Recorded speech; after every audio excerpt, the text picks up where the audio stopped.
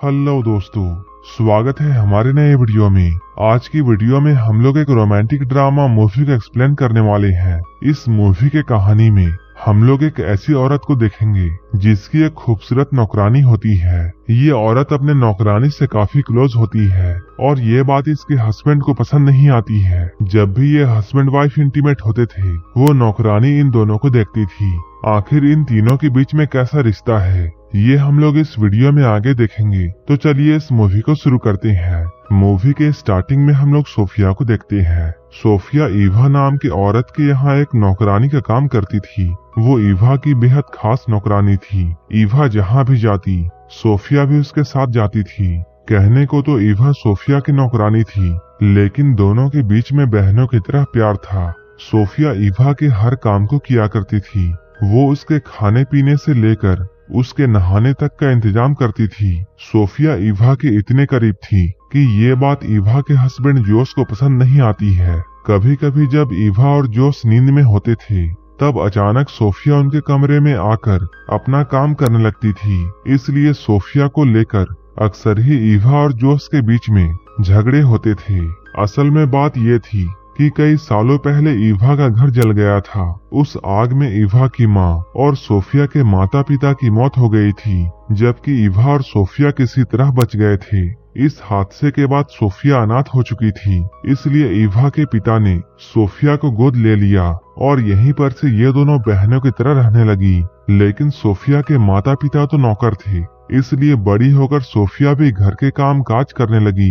एक रात ईवा के पिता की तबीयत बहुत खराब हो जाती है और तब उन्होंने सोफिया से एक वादा लिया, चाहे कुछ भी हो जाए वो ईवा का साथ नहीं छोड़ेगी।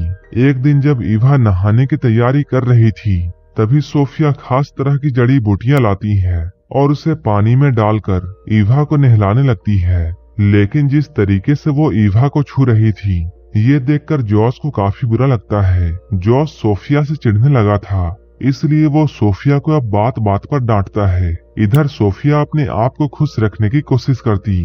वो अपना ध्यान भटकाने के लिए तस्वीरों से भी बातें किया करती थी। ऐसे ही एक रात जब सोफिया अपने कमरे में जा रही थी, तभी उसे ईवा के कमरे से आवाजें सुनाई देती हैं। वो यहाँ पर रुक जाती है। इन आवाजों को सुनकर सोफिया ये समझ जाती है जोस ईवा के साथ में इंटीमेट हो रहा है। उन दोनों की आती हुई गर्म आवाजों को सुनकर सोफिया के अंदर भी तूफान मच जाता है। इसके बाद वो जल्दी से अपने कमरे में आती है और अपने सारे कपड़े उतारकर आईने में अपने आप को देखकर सेटिस्फाई करने में लग जाती है। अगली सुबह जब सोफिया बाजार में जाती है, तब यहाँ उसे स्टीव नाम का एक आदमी मिलता है। स्टीव सोफिया को अच्छा लगता था और वो हमेशा स्टीव से ही सब्जियां लेती थी।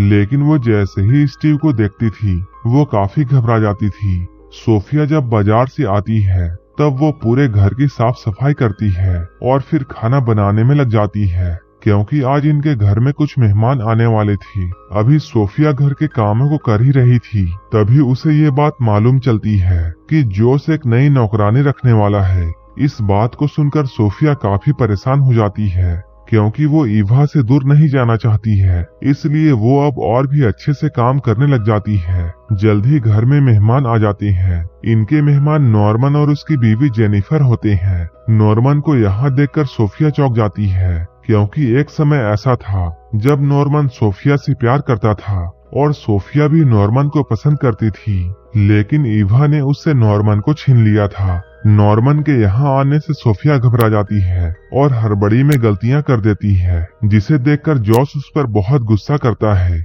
और वो सबके सामने सोफिया को डांटता है। थोड़ी ही देर बाद मेहमान चले जाते हैं। अब जॉस और ईवा के बीच में हमेशा की तरह झगड़ा शुरू हो जाता है और आज भी इनके झगड़े की वजह सोफिया थी। रात में सोफिया जब अपने कमरे में थी, तभी ईवा उसके पास आती है। ईवा उससे कुछ भी नहीं कहती है, बस चुपचाप उसके पास लेट जाती है। लेकिन सोफिया उसे देखकर ये समझ जाती है कि उसे अब इस घर से जाना होगा। अगले दिन जैसे ही सुबह होती है, सोफिया अपना सामान लेकर जाने लगती है, लेकिन जॉस उसे रोकते हुए ये कहता है मैं तुम्हें यहाँ से निकालना नहीं चाहता हूँ, मैं तो बस इतना चाहता हूँ कि तुम हर वक्त हमारे साथ मत रहो। जॉस के इशारे के वो समझ जाती है और वापस वो अपने काम में लग जाती है। इसके अगले दिन सोफिया नॉर्मन से मिलने के लिए जाती है। यहाँ ये दोनों बहुत सारी बातें करते हैं। नॉर्मन के पूछने पर सोफिया उससे कहती है, ईवा के पिता ने मुझे बाप का प्यार दिया था, लेकिन वही ईवा ने कई बार मुझे नीचा दिखाने की कोशिश की, क्योंकि वो अपने पिता का प्यार किसी के साथ भी बांटना नहीं चाहती थी। नॉर्मन से बातें करते हुए उसे काफी अच्छा लग रहा था, लेकिन तभी ईवा उसके पास आकर उसे अपने साथ चलने के लिए कहती है। ईवा उसे जॉस की स्टूडियो में लेकर जाती है। यहाँ पर उन्हें एक छुपा हुआ बच्चा मिलता है, जो कि जॉस की बनाई हुई मूर्तियों में छुपा हुआ था। असल में शादी के इतने सालों बाद भी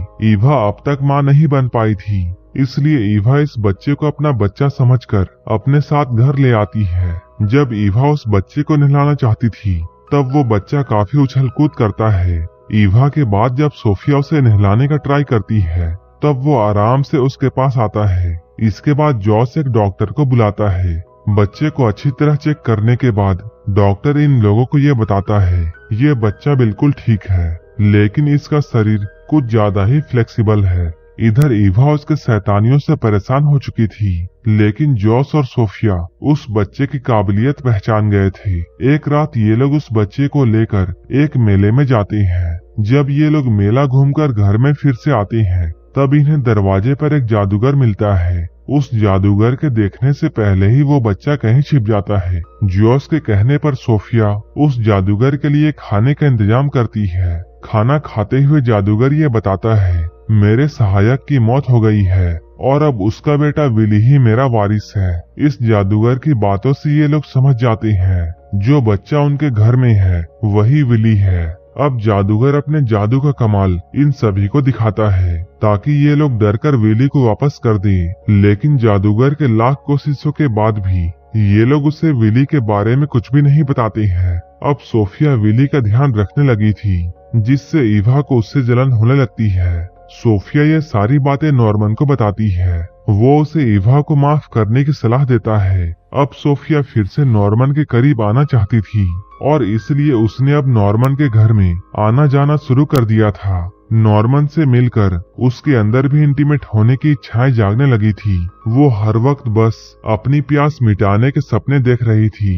एक तरफ वो नॉर्मन के करीब आना तो चाहती थी, लेकिन वहीं इधर वो स्टीव के साथ में भी अपना अच्छा समय बिता रही थी। स्टीव से मिलकर जब वो अपने घर में आती है, तब यहाँ पहुंचकर वो एक पुलिस वाले को देखती है।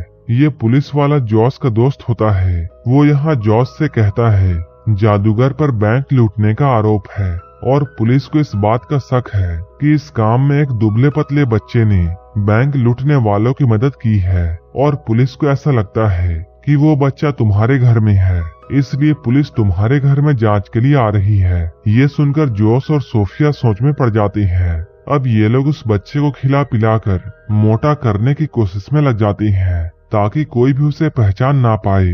इसी बीच सोफिया को ये मालूम चलता है कि स्टीव उसकी एक सहेली से शादी करने वाला है। ये जानकर उसका दिल टूट जाता है।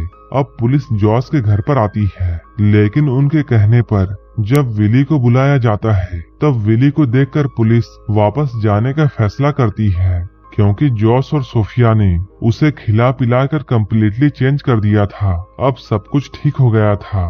विली के बचने पर सब लोग बहुत खुश थे।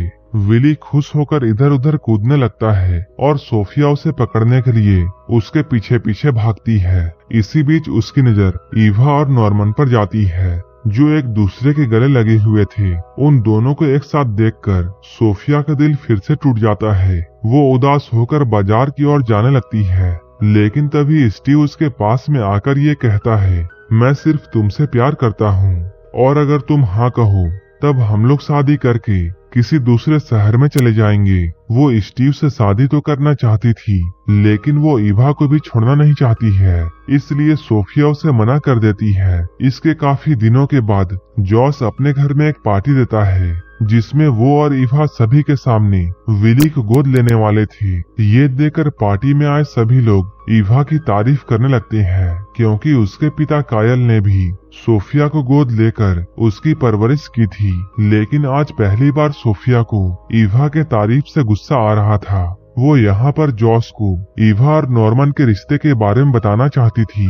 जैसे ही उसे ये मौका मिलता है, वो सभी के सामने ये बात बोल देती है। वो जॉस से कहती है, जिस नॉर्मन को तुम अपना दोस्त कहते हो वो तुम्हारी वाइफ का आशिक है, और वो दोनों आज भी इंटीमेट हुए थे।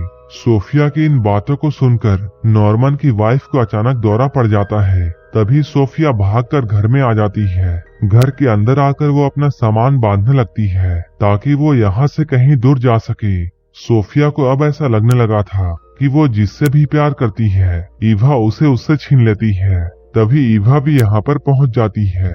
ईवा काफी गुस्से में होती है। वो सोफिया से कहती है, मैं माँ बनने वाली हूँ। ये सब नॉर्मन के प्रार्थना की वजह से हुआ है, और इसलिए मैंने खुश होकर उसे आज गले से लगाया था। ईवा की इन बातों को सुनकर सोफिया को ये एहसास होता है कि उससे बहुत बड़ी गलती हो गई है, और ईवा ने कभी भी उसे नफरत नहीं की थी, बल्कि ये सब तो सिर्फ उसका वहम था। जल्द ही इन दोनों के बीच की गलत फहमियां दूर हो जाती है। लेकिन तभी उन्हें ये पता चलता है कि घर में आग लग गई है। सोफिया इसके लिए खुद को जिम्मेदार मानती है, लेकिन जल्द ही वो खुद को संभालते हुए अपनी और ईवा की जान बचाती है। आखिर में ईवा के कहने पर सोफिया स्टीव से शादी कर लेती है, और अब दोनों अपने परिवार के साथ में खुशी खुशी रहने लगते हैं। और यहीं पर ये मूवी खत्म हो जाती है। ऐसे ही मूवीज के लिए आप हमें टेलीग्राम और इंस्टाग्राम पर फॉलो कर सकते हैं, जिसका लिंक डिस्क्रिप्शन में दिया हुआ है। और मूवी अच्छी लगी हो तब एक लाइक जरूर कर देना, और ऐसे ही वीडियोस के लिए मेरे चैनल को जरूर सब्सक्राइब कर लेना। तो मिलते हैं हमारे नेक्स्ट वीडियो में।